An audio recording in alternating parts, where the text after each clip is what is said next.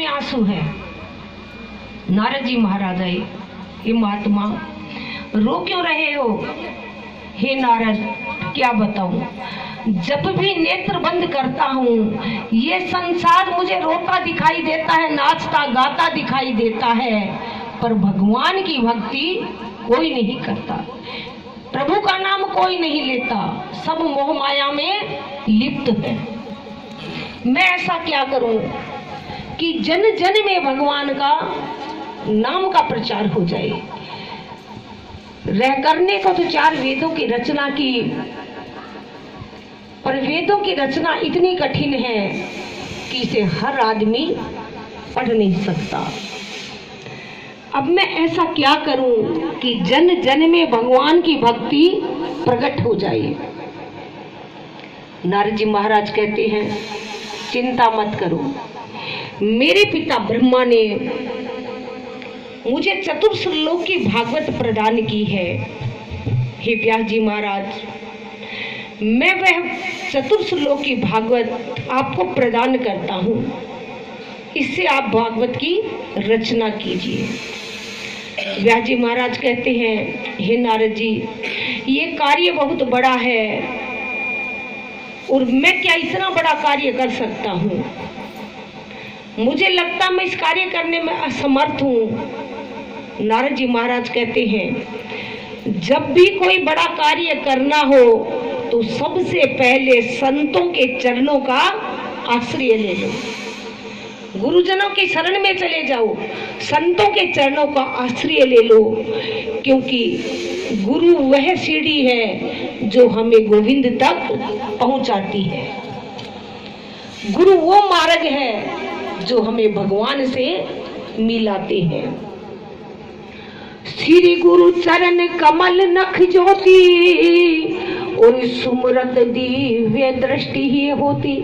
गुरु जी के चरणों का रज का काजल जब आंखों में लगाओगे तो तुम्हें दिव्य दृष्टि प्रदान होगी, जिसे तुम्हें गोविंद की प्राप्ति होगी। क्योंकि गुरु के अंदर सब देवता समाये हुए हैं। क्योंकि हम पूजा में कहते हैं ना, गुरुर् ब्रह्मा गुरुर् विष्णु गुरुर्देव महेश्वरा गुरु साक्षात पर ब्रह्म तस्मै श्री गुरुवे नमः। तो गुरुओं के चरणों की रज आंखों के लगाओ, आप संत शरण में चले जाओ।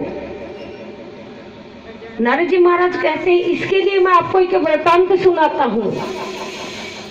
हे व्यास जी महाराज, मैं पूर्व जन्म में एक दासी का पुत्र था। नितांत दासी थी मेरी माँ। पिता की मृत्यु बाल्यकाल में हो गई। गृहस्थ संतों के यहाँ गाय धोने का काम किया करती थी मेरी माँ। उसके उपरांत संत हमें कुछ भोजन दिया करते थे। हमारे माता और पुत्र का भोजन जलपान संतों के द्वारा ही होता था। एक समय की बात है, कुछ संत चतुर्मास के लिए आई। चतुर्मास कहते हैं अपने जो चौमासे के 4 महीने आते हैं, सावन भादव बारिश के समय में, तो संत लोग एक जगह बैठ के भजन करते हैं। गांव गांव में नहीं घूमते, आश्रम आश्रम नहीं जाते, एक जगह बैठ के भजन करते हैं। उसे कहते हैं चतुर्मास, कि फलाने फलाने संत आज हमारे चतुर्मास करने आए हुए हैं। आश्रम में कुछ संत आए चतुर्मास करने के लिए। छोटा सा बालक, संतों ने नाम निकाला रामदास। संत जब भी भोजन करते, रामदास उनके साथ भोजन करते। संत जब भजन करते, रामदास उनके साथ भजन करते। माता आवाज लगाती, आओ पुत्र स्नान कर लो, भोजन कर लो, क्योंकि माता के भी एक ही पुत्र था। पिता की मृत्यु बाल्यकाल में हो गई। अब माता के भी कोई सहारा नहीं था। नारद जी को अटपटा लगता, बुरा लगता कि ये माता मेरे भक्ति में बाधा उत्पन्न करती है। रामदास को तो संतों का संग अच्छा लगता था, माता की आवाज उन्हें पसंद नहीं आती थी, जब आवाज लगाती थी। एक दिन जब संत जाने लगे तो रामदास भी रोने लगे, मुझे भी अपने साथ ले लो, मुझे यहाँ नहीं रहना है। संतों ने कहा, देखो संतान के लिए माता पिता देवता होते हैं, सबसे बड़े देवता संतान के लिए माता पिता ही होते हैं। और जो घर के देवों को प्रसन्न रखता है उनके घर नवनिधि और सब सिद्धियां घर में अपने आप आती है। अष्ट सिद्धि नवनिधि सब घर में रहती है। सबसे पहले अपने देवता माँ बाप को प्रसन्न रखो। क्यों कहते हैं, बुजुर्ग के जहाँ माता पिता के जहाँ आंसू गिरते हैं वहां प्रलय होता है। तो संत कहते हैं सबसे बड़े देव तो तुम्हारे माता पिता हैं, पिता तुम्हारे हैं नहीं, माता तुम्हारी बूढ़ी है। जब तक तुम्हारी माता है तुम इन्हें छोड़ के हमारे साथ नहीं जा सकते। अब नारद जी के मन में पक्का बैठ गया, मेरे भजन में वादा मेरी माता करती है। एक दिन भगवान से प्रार्थना की, है प्रभु कोई ऐसा उपाय करो कि इस माता की मृत्यु हो जाए। दूसरे दिन जैसे ही माता गौशाला में गाय दूहने के लिए जाती है, पीछे से एक काले सर्प ने आके माता को दंश लगा दिया। माता की मृत्यु हो गई।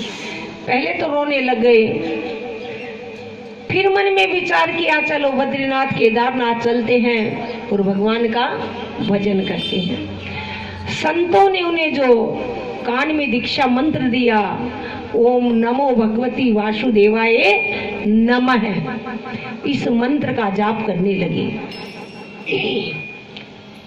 इतनी कठिन तपस्या थी कि भगवान चतुर्भुज रूप में क्षणिक भर के लिए मन में प्रकट हुए, हृदय में प्रकट हो गए। नारद जी व्याकुल हो गए, मुझे तो वही छवि बार बार देखनी है, मुझे संसार से कुछ लेना देना नहीं है। भगवान ने कहा इस अब के लिए तो इतना ही काफी है, और जब अगला जन्म आपका जब होगा तो आप ब्रह्मा जी के मानस पुत्र देव ऋषि नारद बनोगे। तो ही व्यास जी आज आप देख रहे हो, मैं ब्रह्म ऋषि नारद आज इन संतों की जूठन खाने से, संतों के प्रभाव से, संतों की चरण रज से आज मैं देव ऋषि नारद बना। तो आप चरणों, संतों के चरणों का आश्रय लो। तो आज नारद जी महाराज भी अपने गुरुजनों को प्रसन्न कर रहे हैं, व्यास जी महाराज भी संतों की शरण में जा रहे हैं। तो हम भी आज अपने गुरुजनों को मनाते हैं।